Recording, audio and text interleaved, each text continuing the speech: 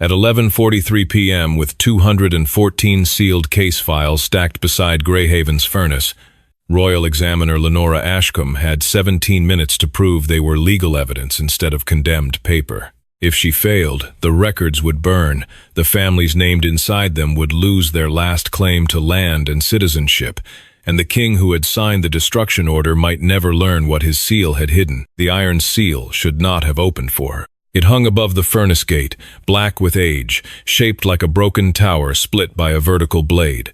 Lenora had seen it every week for 19 years. Kings used it to close treason files. Judges used it to certify death sentences. No Wolfless examiner had ever been permitted to touch it. She touched it anyway. Her right palm was stained with ink from the transfer ledger. Her left hand held the emergency stay no counselor had agreed to sign. When the furnace clerk reached for the first bundle, Lenora pressed her palm against the iron. Not yet. The seal answered with a sound like a breath drawn through stone. Amber light traveled beneath her hand and poured into the iron. The broken tower brightened from base to crown. Lines she had always assumed were decorative opened into letters. Names. Rows of them spilled across the seal in burning script, each followed by a housemark, a date, and the same legal notation, dissolved by royal necessity. The furnace clerk stumbled back. 2 guards lowered their spears. The first file trembled. Then, every ribbon binding the 214 records snapped at once. Pages burst across the chamber, circling Lenora in a slow white storm. She caught one against her charcoal coat. The name printed at the top belonged to her mother. Ashcombe, step away from the seal. Alpha King Caelan Rourke stood in the doorway. He had come without ceremony, wearing a dark council coat over a black shirt, the silver clasp at his throat still fastened from the evening session. At 48, he carried authority without performing it. Broad shoulders, close-cropped dark hair touched with gray at the temples, a pale scar along his jaw. Stone-gray eyes that moved from the open files to Lenora's hand, then to the furnace. She did not step away. Your destruction order is based on false classification, she said. That is not your determination to make. It is exactly my determination. I was assigned to validate these files. You were assigned to confirm the inventory. I found the inventory fraudulent. The guards shifted. The furnace clerk stared at the floor. Caelan crossed the chamber, controlled but quick enough that everyone cleared his path. Remove your hand. If I do, we may lose the names. You do not know what you are touching. I know what is about to burn. They stood on opposite sides of the same decision. Lenora felt the iron warming beneath her palm, not painfully, but insistently. Names continued appearing until the seal held more history than metal should have contained. Caelan saw the Ashcombe page against her coat. Something changed in his face. Not recognition, calculation. Clear the chamber, he ordered. Within seconds, the furnace clerk and guards were gone. The door shut. The lock turned from outside. Lenora removed her hand. The amber light remained. Caelan's eyes narrowed. You expected it to fade, she said. I expected nothing. That is convenient. His attention returned to her. You speak to me as though rank is an administrative error. Rank does not correct false records. No. It decides who survives the consequences of exposing them. The words landed colder than anger. Lenora bent to gather the nearest pages. Then help me determine what these are before someone decides survival requires another fire. He caught her wrist. Not violently, firmly. Her eyes dropped to his hand. He released her at once. The silence that followed mattered more than an apology would have. Caelan crouched and picked up a page. These cases were reviewed by 3 courts. 3 courts reviewed summaries. The original testimony was sealed. On whose authority? Yours. His face became still. Lenora turned the page over. The closure mark at the bottom bore his royal signet, pressed 11 years earlier. Caelan did not deny it. Those cases were connected to the border winter. They were connected by one index code. A code used for sedition. A code added after the witness statements were taken. He looked up. How do you know? The ink is 6 years newer than the paper. That earned his full attention. Lenora had spent 27 years reading what powerful people believed no one would inspect closely. Ink changed under lamplight. Handwriting tightened under fear. Clerks repeated phrases when orders came from above. Courts lied most effectively through routine. Her goal had never been a royal title. She wanted an independent public records court where dissolved houses, widows, laborers, and wolfless families could challenge decisions made behind sealed doors. For 12 years, the council had dismissed the proposal as unnecessary. Now 214 condemned files lay open at her feet. Caelan rose and pulled down the furnace lever. The iron gates closed over the flames. Nothing burns tonight. That is not enough. It will have to be. Lenora folded the Ashcombe page and placed it inside her coat. "Give me that," he said. "No, it is Crown evidence. It contains my mother's name. That does not make it yours. It makes your conflict of interest larger than mine." His jaw tightened. "You came prepared to stop this destruction without a signed stay." "Yes. You intended to interfere whether the council supported you or not. The law supported me. The council refused to acknowledge it. That distinction is how kingdoms fracture. That distinction is why courts exist." The seal flared behind her. A new line appeared beneath the names. Witness chain incomplete. Living testimony suppressed. Caelan read it twice. Living. Lenora's mouth went dry. Her older brother, Elias, had vanished during the border winter. The official record said he died crossing the eastern ravine. No body had been recovered. No witness had signed the death entry. She had challenged the ruling twice. Both petitions had disappeared into sealed review. Caelan studied her face. "Who are you thinking of?" "I don't know who the seal means. It was true, but incomplete. And he knew it. If a living witness exists," he said, "this becomes treason." "Against whom?" His expression sharpened. "The Crown," Lenora continued. "Or the people whose names the Crown erased." A knock struck the door. "Your Majesty," a woman called from the corridor. "Chancellor Marrow is here." Caelan's posture changed by a fraction, but Lenora saw it. Chancellor Sabine Marrow chaired the 7-member council and controlled Greyhaven's emergency laws. For 15 years, she had argued that sealed authority was the only barrier between order and civil war. She had also rejected Lenora's public court proposal 6 times. Caelan opened the door, only wide enough to step through. Lenora heard Sabine's low, precise voice. "The East Barracks saw the light. We have less than an hour before this reaches the lower wards." "What will reach them?"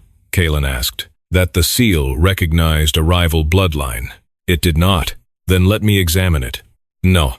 The pause outside was brief. When Caelan returned, he locked the door again. "You refused her," Lenora said. "I delayed her." "Why?" "Sabine will understand the political danger before she understands the evidence." "And you?" "I understand both." He began stacking the files. "We move them to the North Archive. 2 guards, no clerks. You examine them under royal seal." Lenora did not move. "What?" he asked. "You still control access?" "Yes." "You decide what becomes public?" "Yes." "Then this is custody, not an investigation." His voice lowered. "These records may invalidate land grants, military oaths, marriages, inheritances, and half the current council. I am asking you not to bury them. I am trying to keep people alive long enough for the truth to matter." The words struck harder because she believed him. That was the first difficult thing. The second was that believing him did not make him right. "I need 24 hours, she said. "You have until sunrise. I need the original property ledgers, execution registers, and witness rolls. You will have copies. Originals." "No." She looked toward the door. "Then I will file an obstruction notice in the lower court. You would accuse the Alpha King before verifying the evidence? I would document that the Alpha King restricted its verification." His restraint cracked. "You think procedure will protect you from what follows?" "No. I think it will protect the truth from depending on whether you protect me." The seal brightened again. Caelan looked at it, then back at her. His anger receded, leaving something heavier. "Sunrise," he said. "Original records. You work in the North Archive. I remain present. That is not independence. It is what I can give you tonight. No, it is what you can control tonight." Lenora reached beneath the transfer ledger and withdrew the duplicate inventory she had prepared before entering the chamber. Every condemned file number, every originating court, every erased house. Her examiner's certification was already signed at the bottom. Caelan went still. She crossed to the emergency filing slot built into the outer wall. Once a document passed through it, it dropped directly into the public docket box below. No king, judge, or counselor could lawfully retrieve it before the morning session. If you file that, Caelan said, the existence of these records becomes public. Yes, we do not know who is named. We know who ordered them burned. His eyes held hers. Lenora. It was the first time he had used her name without a title or command. She wanted that to matter less than it did. My boundary is simple, she said. I will work with you. I will not disappear inside your secrecy. She slid the duplicate ledger into the slot. Metal struck metal as it fell beyond reach. The sound was small. The consequence was not. At dawn, every advocate, claimant, dismissed house, and counsel rival in Greyhaven would know that 214 royal cases had been marked for destruction under false classification.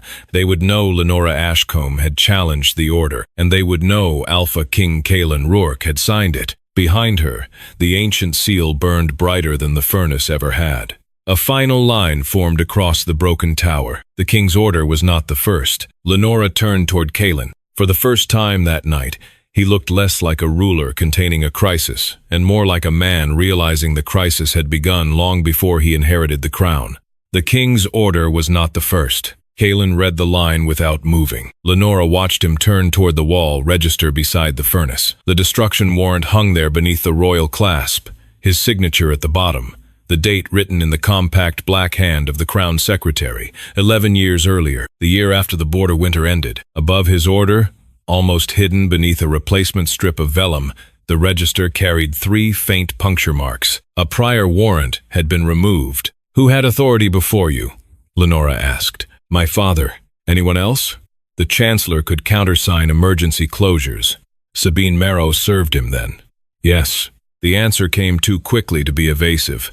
Caelan was already thinking ahead, calculating how many doors had just opened beneath his feet. Lenora crossed to the register. Under the new strip, a gray edge remained where the older document had been cut away instead of untied. Whoever removed it had wanted the absence to look like routine replacement. She slid a thin examination blade beneath the seam. Caelan caught her hand before the metal touched the vellum. You will damage the register. I know how to lift a repair. This wall is under crown protection. So were the records you nearly burned. His grip loosened. She looked at his fingers around her wrist, then at him. He released her. Again. That pattern was becoming something neither of them could ignore. Lenora warmed the seam with the furnace lamp, coaxing the old paste loose a fraction at a time. Beneath the replacement strip lay a second notation, written in dark brown ink. Closure. Authorized by Queen Regent Amelise Rourke. Caelan stopped breathing for half a beat. His mother had died when he was 23. Greyhaven remembered her as the woman who kept the crown intact during his father's final illness. Her memorial statue stood in the West Court with one hand raised over the names of soldiers lost in the border winter. Lenora read the date. This was signed 6 months before your order. That is impossible. Why? She was already dead. The furnace chamber seemed to contract around them. Lenora examined the ink. The notation was written after the repair strip was placed. A forged authorization, or a deliberate false trail. Caelan's gaze hardened.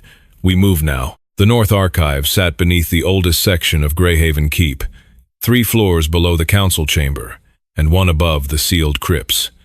Caelan transferred the 214 files himself. He allowed no guards inside.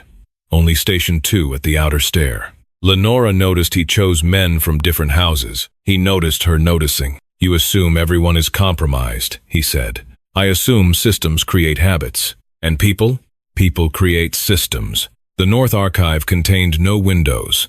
Only 6 oil lamps and a central table scarred by generations of use. Caelan laid the files in numbered rows, while Lenora retrieved the original property ledgers, execution registers, and witness rolls from locked cabinets. He gave her every key she requested. That did not mean she trusted him. It meant he understood the cost of refusing. They worked until the lamps burned low. The first pattern emerged in the land records. Every dissolved family had owned property along one of 3 eastern routes: the Old Silver Road, the river crossing, or the Northern Grain Pass. Together, the estates formed an unbroken corridor from Greyhaven to the border. The council said those lands were fragmented holdings, Lenora said. They became military supply routes after the winter.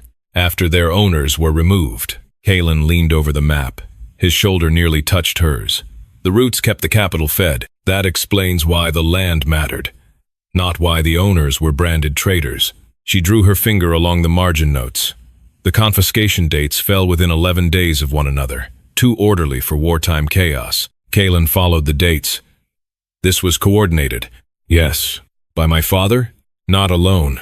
The second pattern came from the witness rolls. Every accusation relied on testimony from the same 7 officers. 6 were dead. The 7th had vanished from court service 19 years ago. Lenora knew the name before she reached the end of the page. Caelan Ashcombe. Her father. She sat back. Caelan said nothing. That restraint irritated her more than sympathy would have. He testified against them, she said. According to the register. He died when I was 12. The entry says he left Greyhaven. My mother told us he died in a road collapse. Caelan pulled the witness roll closer. The signature beneath Gideon's name was narrow, heavily slanted, and missing the open loop he used in the private letters Lenora had preserved. She saw it immediately. That is not his hand. You are certain? I have 63 pages of his correspondence. Caelan looked at her. You kept them. I keep evidence. The words came sharper than she intended. His eyes stayed on hers, including against people you love. Especially then. For one suspended moment, neither looked away. The attraction between them had no softness in it. It lived in the places where each refused to bend for the other, and remained anyway. Caelan broke the silence first. Your father's identity may have been used to validate the purge. Or he participated, and later regretted it. You do not believe that. I do not build findings around what I want to believe. The third pattern appeared shortly before dawn, a set of transfer codes repeated in the margins of 32 files. Lenora recognized them from juvenile dependency records documents used when children from dissolved houses were reassigned to other households. These are not only property cases, she said. Caelan came around the table. She opened 3 files side by side. Each held an unrecorded annex listing minors removed before the parents' trials. No names, only numbers and receiving house seals. One seal belonged to House Marrow. Caelan stared at it. Sabine's family took children from the condemned houses, Lenora said. Or hid them. Why would she hide them and then support burning the records? To protect where they went. By erasing who they were. His jaw tightened. During the winter, children connected to accused traitors were hunted, and afterward, he had no answer. At sunrise, Chancellor Sabine Marrow arrived with a court detachment and an emergency order suspending Lenora's examiner authority. She entered the North Archive wearing a dark green council coat, silver hair pinned at the nape, her expression neither angry nor afraid, only resolved. You filed the inventory publicly, she said. Yes. By now, every claimant in the lower wards is gathering outside the court. They had a right to know. They have fragments. Fragments become weapons. Lenora placed both hands on the table. You tried to burn the whole.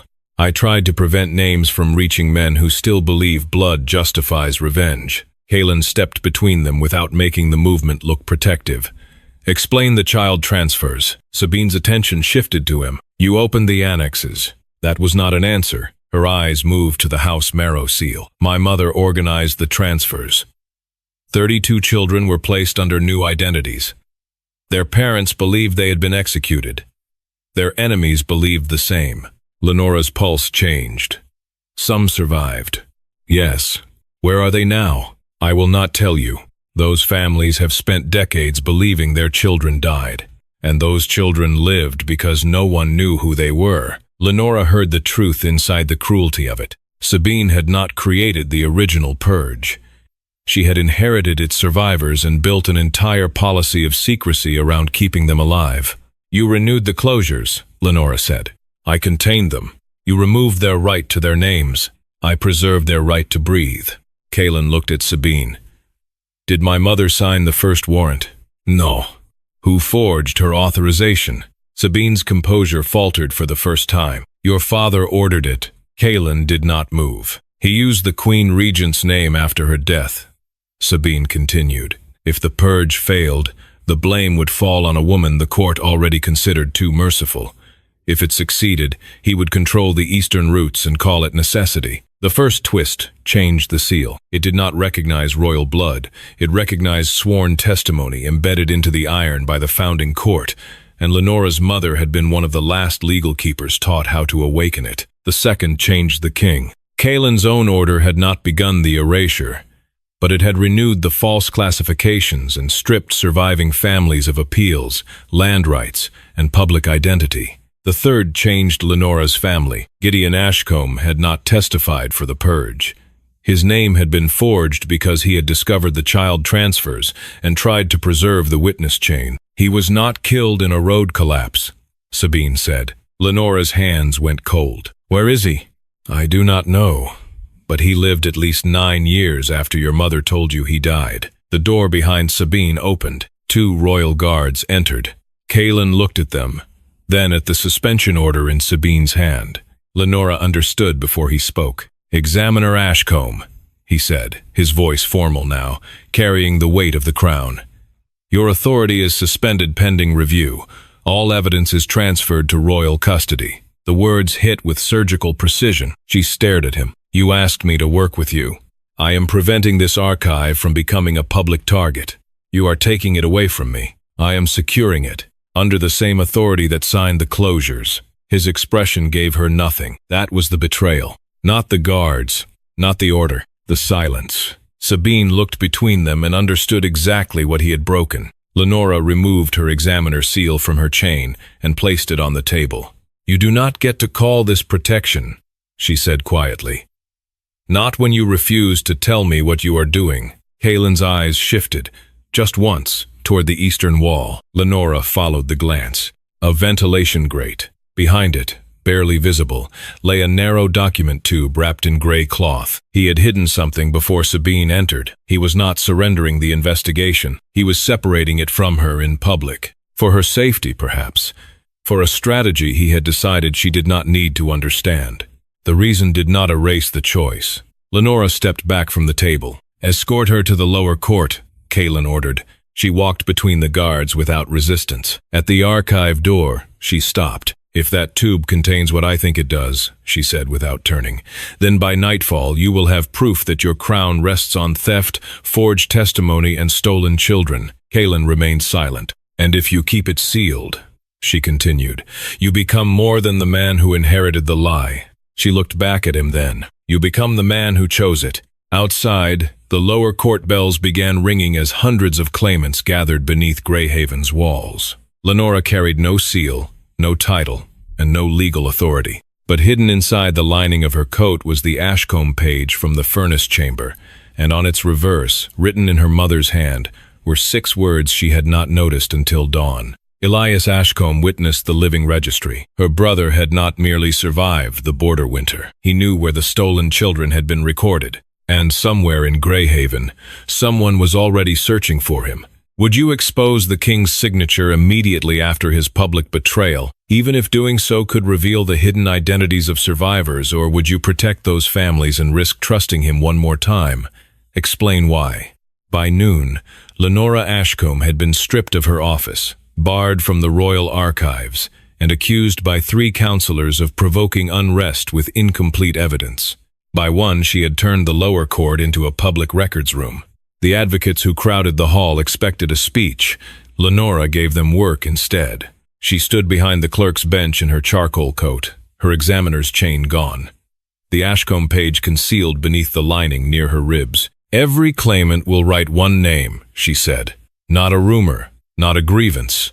A person removed from a house record during or after the border winter.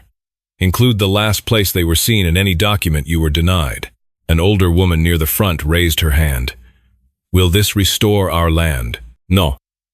Will it make the king answer us? It will make it harder for anyone to say you never existed. The woman took a sheet. Others followed. Lenora divided advocates into teams. One searched tax rolls. Another compared marriage licenses against dissolved house notices. 2 retired clerks began reconstructing missing family lines from burial accounts and grain allotments. Bryn Tallow, the keeper of the lower court docket, unlocked a storage room no council inspection had opened in 20 years. You know they will remove me for this, Bryn said. Lenora looked at the shelves inside. Yes, Bryn gave a dry smile. Good. I was tired of pretending the dust was official policy. By mid-afternoon, the first connection appeared. 6 families who believed their children had died had continued receiving anonymous winter payments for decades. The sums were small and routed through temple charities, but each transfer carried the same obsolete notation, LR9. Living Registry, 9th Division. Elias had known. Lenora's brother had not been merely a witness. He had helped maintain the hidden network that kept the stolen children alive. The realization did not comfort her. It meant he had chosen silence too. At the North Archive, Caelan stood before the ventilation grate while Sabine Marrow dismissed the guards. "You planted the document tube," she said. "Yes, for Lenora to see." "Yes, you suspended her so the council would believe she no longer had access." "Yes." Sabine studied him with open contempt. "And did you imagine she would recognize that as trust?" "No." That answer checked her anger. Caelan removed the gray-wrapped tube. Inside was the original renewal order bearing his signature, along with a second page he had found folded into the backing. The page contained instructions from his father. Continue closure under existing sedition classifications. Deny appeals where identity restoration threatens Eastern route stability. Preserve transferred minors under sealed registry. No disclosure to future claimants. At the bottom, in a different hand, someone had added, "His son will sign if told the roads depend on it." Caelan had signed. He had been 37, 6 months into his reign, facing grain shortages, border raids, and a council warning that reopening the cases would collapse military supply routes. He had read the summaries. He had not demanded the original testimony. His error had not been cruelty. It had been certainty. He had believed urgency excused incomplete knowledge. He had believed a stable kingdom was proof of a just decision. Sabine read the page. "Your father understood you. He understood what I feared. He understood what the crown rewards." Caelan rolled the document closed. "Call the full court." Sabine's eyes narrowed. "For what purpose?" "A public tribunal. If you release the registry, survivors will be hunted. I will not release their current identities. Then the claimants will accuse you of another concealment. They may be right. You cannot govern by accepting every accusation." "No, but I can stop governing by treating scrutiny as rebellion." Sabine's face hardened. "And if the Eastern houses withdraw their oaths, then they withdraw them. You would risk the throne." Caelan met her gaze. "It is already at risk. The only question is whether I use it to protect the truth or protect myself." The tribunal began at sunset in Greyhaven's Great Hall. Every bench was filled. Claimants stood along the walls. Counselors occupied the raised table beneath the carved wolves of the founding houses. The old iron seal had been removed from the furnace chamber and mounted behind the witness floor. Lenora entered without title or escort. The room quieted around her. Caelan stood at the head of the court, wearing no crown. His royal clasp was absent too. Sabine sat to his right. Bryn sat among the lower clerks with the reconstructed lists stacked in her lap. On the opposite side of the hall, guards led in a gaunt man with iron-gray hair and a deep scar across his brow. Lenora knew the set of his shoulders before she knew his face. Elias. Her brother stopped. 28 years collapsed into one breath. He looked older than his 54 years. But his eyes were the same dark hazel she remembered from the morning he left home carrying bread, a map, and a promise to return before nightfall. He had not returned. Lenora crossed half the floor before stopping herself. Elias did not ask forgiveness. That mattered. "I thought you were dead," she said. "I know. Mother knew you lived. For 9 years. And then? She died, believing silence had kept you safe." Lenora's hands closed. "You let me build my life around a lie." "I did." "Why?" Elias looked toward the crowded hall. "Because the living registry contained children placed in houses that would have surrendered them if their origins became known. Some are council families now. Some command soldiers. Some married into the houses their parents were accused of betraying. You could have told me. I wanted one person in our family outside the secret. You wanted one person who could not expose it." Pain moved through his face, but he did not deny it. Caelan stepped onto the witness floor. "The tribunal will hear the full chain," he said. not the present identities of protected survivors. Those names will remain under independent guardianship until each person chooses disclosure. A counselor rose. Under whose authority? Not mine. Caelan placed his signet ring on the table. A murmur passed through the hall. He turned to Lenora. Under hers, if she accepts. Lenora stared at the ring. I will not accept royal custody, she said. I did not offer it. He faced the court. As of this hour, I surrender the Crown's unilateral authority to seal civil records, dissolve houses, or deny identity appeals. Those powers will transfer to an independent records court chartered outside the throne. The eldest counselor stood. You cannot surrender a founding power without dissolving the Crown Compact. I know. The room broke into voices. Sabine rose. Silence. It came slowly. She looked at Caelan. Do you understand the consequence? Yes. The Eastern Alliance may declare the throne weakened. Yes. The Council can call for abdication. Yes. And you still proceed. I signed an order that denied innocent people legal existence. I will not retain the power that allowed me to do it. This was the price. Not an apology. Not regret spoken in private. Authority surrendered before people who could use the admission against him. Lenora felt no triumph, only the terrible weight of being believed too late. Sabine turned toward the claimants. The closures began because the old king wanted the eastern roads. I maintained them because the registry hid survivors from retaliation. I told myself every year that secrecy remained necessary. She looked at Lenora. I was wrong about one thing. I believed protection gave me ownership over other people's truth. A counselor beside her hissed, Sabine, she continued. The hidden registry is real. Elias Ashcombe preserved it. I ordered the destruction of the related files because I feared reconstruction would expose the survivors. There it was. Her failure had not come from greed. It came from the choice she kept making after the danger changed. She had mistaken an emergency measure for a permanent moral right. Bryn carried the reconstructed list to Lenora, 214 erased names. Lenora took the pages and walked to the iron seal. The hall seemed to hold one breath. She placed her ink-stained palm against the broken tower. Amber light spread beneath her fingers. The first name appeared. Lenora read it aloud, then the second, then the third. Each name brightened as she spoke it. House marks formed around the iron. Dates returned. Parentage lines unfolded where the records had been cut. By the 50th name, people in the hall were crying openly. By the 100th, even the guards had lowered their heads. At the 173rd, the seal revealed a name not written on Bryn's list. Anneliese Rourke, Caelan's mother. Beneath it appeared the final twist. Founder of the living registry. Murdered after refusing the purge. The forged authorization had not merely used her name after death. It had reversed her role. She had created the rescue network. The old king had transformed it into a tool of dispossession, then blamed her for the secrecy once she could no longer defend herself. Caelan closed his eyes, only for a moment. Then he stepped beside Lenora and faced the court. My father murdered the queen and used her work to support his crime. Sabine's composure broke. You knew? Lenora asked. No, Sabine whispered. Elias did. His face answered before his voice did. I found the order, he said. That was why I disappeared. Lenora looked at her brother across the burning seal. You protected the registry. Yes. And left her murder buried. Yes. Why? Because exposing the king then would have started a war. The same answer. From Sabine. From Elias. From Caelan. Different decades. Different motives. The same permission granted to fear.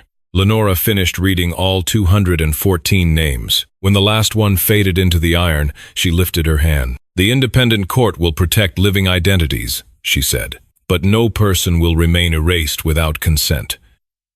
Every survivor will be offered their original record, their current record, and the right to choose what becomes public. She turned toward the council. Property claims will be reviewed individually. No child will lose a home because of another generation's crime. No family will regain land by displacing innocent occupants without due process. The crowd did not cheer. The decision was too fair to satisfy anyone completely. That was how Lenora knew it was a beginning instead of revenge. Sabine resigned before midnight. She surrendered every private file and agreed to testify in the criminal inquiry into the old king's network. Her own family's land claims were frozen pending review. Elias entered protective custody by choice. Lenora visited him once during the first month. She did not embrace him. She listened. When he finished explaining, she said, "I understand why you were afraid." He looked hopeful. She did not soften the next words. "I do not yet know whether I forgive what you chose." He nodded. It was the first honest thing they had shared in decades. The council voted to dissolve the old Crown Compact 3 weeks later. Caelan refused the narrower powers they offered him. He stepped down as Alpha King and remained as temporary commander of the border guard until an elected council could replace the military authority. He did it before knowing whether Lenora would ever speak to him privately again. For 6 months, she did not. She built the Greyhaven Independent Records Court in the former East Barracks. Bryn became chief clerk. Survivors received private hearings. Restored families were given legal standing without automatic rank. The first public wall held 214 names and no royal crest. Caelan appeared only when summoned. He answered every inquiry into his renewal order. He surrendered correspondence, council notes, and personal journals. When advocates accused him of cowardice, he did not defend his intentions. He described his choices. That distinction mattered. In early spring, Lenora found him in the eastern corridor outside the new court. He wore a plain dark coat with no clasp. Gray had spread farther through his hair. The iron seal hung beside the entrance now. It did not glow for him. "You could have told me about the document tube," she said. "Yes. You chose strategy over trust." "Yes. You humiliated me publicly." "Yes. I understand why." He waited. "I have not decided whether understanding is forgiveness." "I know. And forgiveness would not restore what we had." "I know that too." She studied him. He had changed before receiving anything from her.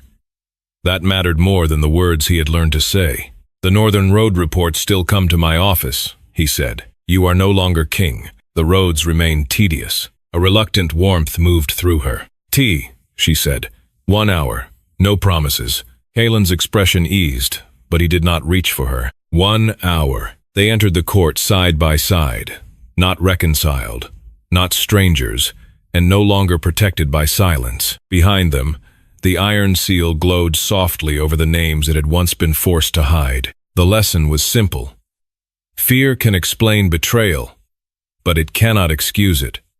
Forgiveness may open a door, but trust must still walk through it. One honest action at a time. Would you have given Caelan another chance after he betrayed Lenora in public, or would surrendering the crown still not be enough? Share your reason in the comments. And subscribe for more mature Alpha King stories about truth, accountability, and earned second chances.